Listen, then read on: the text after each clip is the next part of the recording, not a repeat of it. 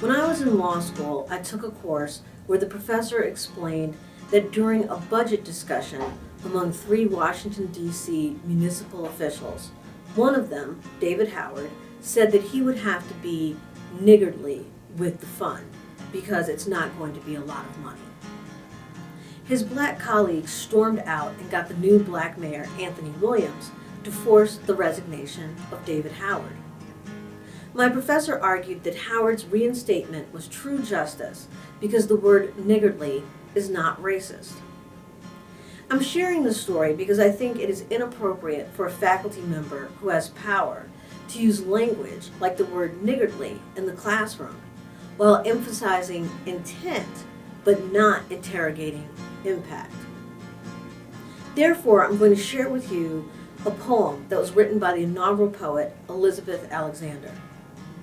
It was written in 1993 during the Rodney King trial, and I think it's just as relevant 20 years later in 2013 during the Trayvon Martin trial. The title of the poem is Affirmative Action Blues. Right now, two black people sit in a jury room in Southern California trying to persuade 9 white people that what they saw when 4 white police officers brought batons back like they were smashing a beautiful piñata was a violation of Rodney King's civil rights. Just as I'm trying to convince my boss not ever to use the word niggardly in my presence again. He's a bit embarrassed, then asks, "Don't you know the word's etymology?" As if that makes it somehow not the word, as if a word can't batter. "Never again for as long as you live," I tell him. Then I dream of a meeting with my colleagues where I scream so loud the inside of my skull bleeds and my face erupts in scabs. In the dream, I have an office which is overrun with mice, rats, and round-headed baby otters who peer at me from exposed water pipes. And somehow I know these otters are Negroes. And my boss says, "Be grateful. Your office is bigger than anyone else's. And maybe if you kept it clean, you wouldn't have those rats." And meanwhile, black people are dying. Beautiful black men my age from AIDS. It was amazing when I learned that the root of venereal disease was Venus, that there was such a thing as a disease of love. And meanwhile, poor Rodney King can't think straight. What was knocked into his head was some addled notion of love his own people make fun of. Can't we all get along?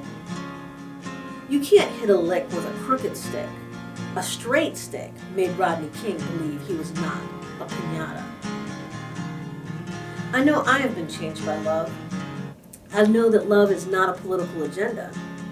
It lacks sustained analysis, and we can't dance our way out of constrictions. I know that the word niggardly is of obscure etymology, probably derived from the French Norman, and that Chaucer and Milton and Shakespeare all used it. It means stingy, and the root is not the same as nigger, which derives from nagar, which means black.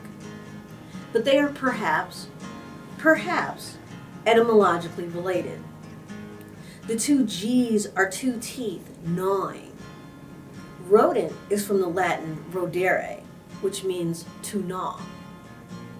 You see, I know a few things, including the people who love me and the people who do not.